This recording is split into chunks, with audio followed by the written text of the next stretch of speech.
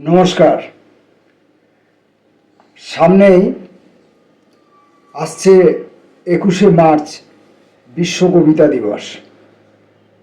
বিশ্ব কবিতা দিবসে আমি আমার এই কবিতার ভিডিওগুলোর মধ্যে কবিদের স্বকণ্ঠে পঠিত কবিতার ভিডিও রাখতে চাইছিলাম। তো প্রযুক্তি সম্পর্কে পরিষ্কার ধ্যান ধারণা না থাকলে যেটা হয়, আমি কবিদের কাছ থেকে ভিডিওগুলো চেয়েছি একটা সময় দিয়ে। এখন সেই সময়ের মধ্যে কোনো কোনো কবি খুব তাড়াতাড়ি কবিতা পাঠিয়ে দেন, আবার অনেক অনেক কবির কাছ থেকে কবিতা পেতে আমাকে ওই ভিডিওটা পেতে অন্তত শেষ মুহূর্ত পর্যন্ত অপেক্ষা করতে হবে। তো ফলে এই সব ভিডিওগুলোকে অতদিন ধরে 21 তারিখ অবধি আমার মোবাইলের মধ্যে ধরে রাখলে আমার মোবাইলের মেমোরি আমার মস্তিষ্কের মেমোরির মতনই খুব দরিদ্র। ফলে সে এতগুলো ভিডিওকে তার মস্তিষ্কের মধ্যে ধরে রাখতে পারবে না বলেই এখন আমি মনস্থ করেছি যে কবিদের কাছ থেকে যেমন যেমন করে ভিডিও পাবো তেমন তেমন করে ভিডিওগুলোকে আমি পোস্ট করে দেবো। পোস্ট করে দিয়ে সবগুলোকেই আমি ওই বিশ্ব কবিতা দিবসের কবিতা পাঠের পর্ব 1, পর্ব 2 এইভাবে চিহ্নিত করে আগাম পোস্ট করে দেবো। মাঝে আর কোনো উপায় নেই। তো ইতিমধ্যে আমরা কৃতজ্ঞ চিত্তে স্বীকার করি যে আমরা বরিষ্ঠ কবি, সকলের প্রিয় মানুষ মলয় গোস্বামীর পঠিত কবিতা পেয়েছি এবং দুটি ভিডিও পেয়েছি। আমরা কবি এবং কবিতা বিষয়ক প্রাবন্ধিক তৈমুর খানের কাছ থেকেও আমরা কবিতা পাঠের দুটি ভিডিও পেয়েছি। আমরা পেয়েছি আমাদের প্রিয় বন্ধু কবি গুরুপ্রসাদ যশের কাছ থেকে কবিতা পাঠের ভিডিও, আর আমরা পেয়েছি আমাদের ভাতৃসম কবি, সম্পাদক, সাংস্কৃতিক কর্মী জয়ন্ত দত্তর কাছে কবিতার পঠিত ভিডিও, একটি ভিডিওর মধ্যে দুটি কবিতা। তো এই জিনিসগুলোকে নিয়ে আমরা একসঙ্গে বিশ্ব কবিতা দিবসের পঠিত কবিতার পর্ব 1 এই হিসাবে আমরা এগুলোকে ভিডিও করতে চাইছি। আসুন আমরা এবার কবি মলয় গোস্বামীর পরপর দুটো কবিতা শুনে নিই। কবিতার নাম মনে পড়ে আজ। সেই দুর্দান্ত ছোটবেলা, মন দিয়ে পরে নিতাম ছেঁড়া প্যান্ট। আমি আর ভাই ধুলো ওড়াতে ওড়াতে, পতাকার মতন ওড়াতে ওড়াতে আনতাম অ্যানাসিন। ওডিকোলনের কথা মনে পড়ে আজ। তখন ওডিকোলন ছিল। মার কোল থেকে নেমে আসতো ফর্সা ভাই, ঘণ্টা মেরে চলে যেত অলৌকিক পাখি। আনন্দ ঘুরে বেড়াতো লেবুতলায়। এরপর মাথা ধরত পৃথিবী জুড়ে বাবার কাতরা নিঃশব্দ। কবিতার নাম আমি শুধু দেখতে চাইছি। আজ তোমার ব্লাউজ বানানো দেখছি। কি বলবো, খুব ভালো লাগছে। মেশিনের তলায় তোমার দুটো পা উঠছে আর নামছে। এটাও আমার খুব ভালো লাগছে। চোখ বন্ধ করে দেখছি সিনেমা। ব্লাউজের কাটা বুক সেলাই করছো তুমি।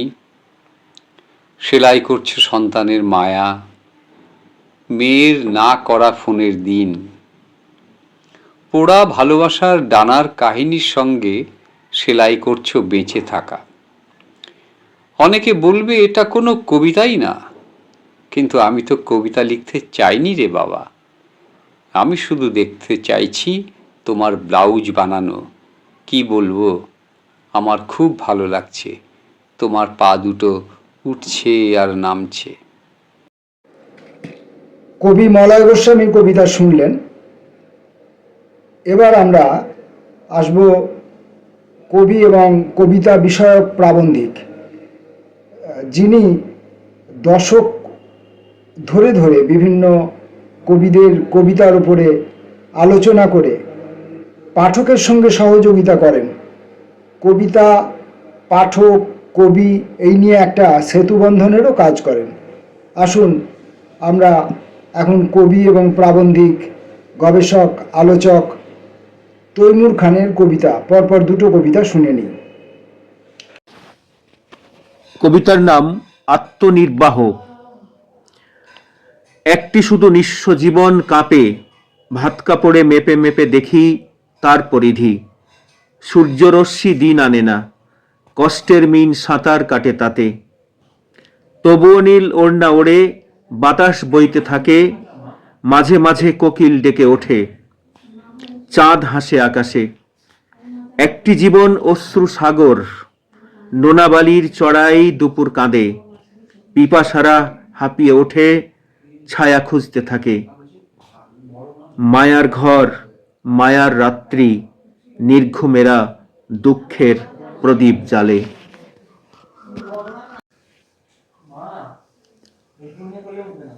কবিতার নাম কাঙাল বাড়ি। গ্রাম ঢুকেই বাবার কবরের পাশ দিয়ে যেতে হয়। সেই কাঙাল বাড়ি, এখনো মায়ের মৃত আত্মা এসে ডুগডুগি বাজাই। আমরা সব বাঁদর, ফুটো থালা হাতে। রাত্রে বাঁশের ডালে পেঁচা এসে ডাকে। দু একটা কুজন শুধু 16 কি 17 তরুণীর মতো আলাদা করে রাখি। এখনো দেখি এঁদো পুকুরটি মায়ের সব আলতা ধুয়ে ঢেউ তোলে। বাবার হাত ফসকে পালাই মাগুর মাছ। আমি ন্যাড়া মাথা বাবলা তলাই, পায়ে কাঁটা ফুটে যাওয়া যন্ত্রণায় চিৎকার করি। এই সব বহু যুগ পর ফিরে আসে, আর ফিসফিস করে বলে রাত্রির চাঁদ, এখন আর ঝগড়া নেই তোর মা বাবার। তৈমুর খানের কবিতা শুনলেন। এবার আমরা আসব বন্ধুবর, কবি, সম্পাদক, বিশিষ্ট মানুষ, বিশিষ্ট ভদ্র মানুষ গুরুপ্রসাদ যশের কবিতা। তার কবিতা, পঠিত কবিতার ভিডিও আমরা এখন শুনব।